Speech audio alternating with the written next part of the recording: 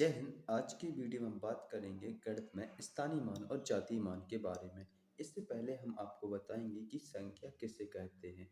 तो गणित में बेकर्ती वस्तुएं जिनका उपयोग हम मापने, गिनने, उपयोग करने के लिए किया जाता है उन्हें संख्या कहते हैं। देखिए, अक्सर लोग अंक और संख्या में कंफ्यूज रहते हैं। तो संख्या किसे कहते हैं? संख्या दो या दो से अधिक अंकों को हम जो संख्या बनी होती है उसे संख्या कहते हैं। और अंक जो होता है वो इन डिजिटलों में से कोई एक अंक होता है, मतलब अंक अकेला कहलाता है। हम बात करते हैं स्थानीय मान के बारे में। स्थानीय मान किसे कहते हैं? तो कोई संख्या जिसमें स्थित अंक का क्या स्थान है।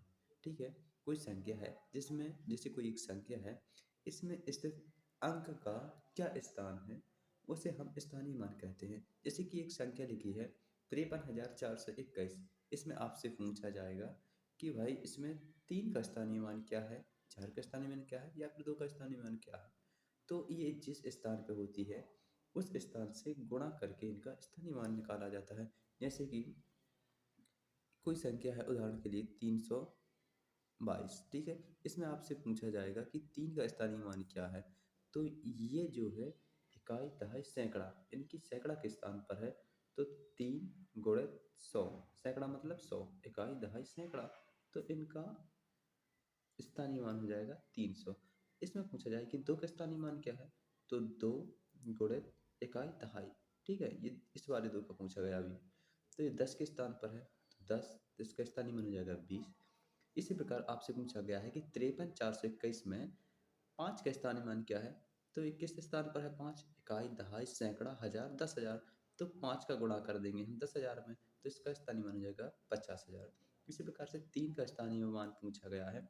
तो 21 स्थान पर है इकाई, दहाई, सैकड़ा, हजार, हजार भी स्थान पर है। तो 3 का गुणा हम करेंगे हजार से, तो आ जाएगा 3,000। इसी प्रकार से 4, इकाई, दहाई, सैकड़ा,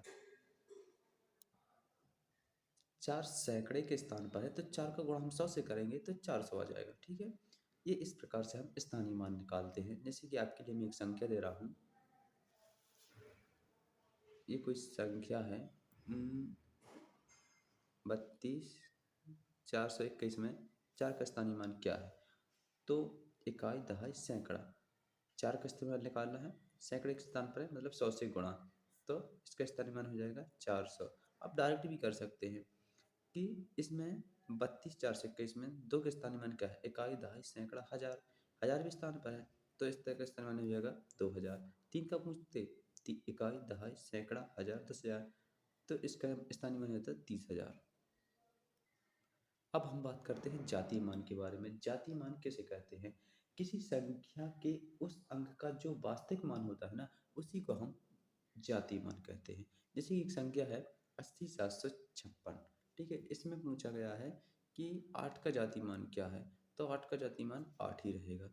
0 का जातीय मान 0 ही रहेगा, यानी कि कितनी भी बड़ी संख्या क्यों ना हो।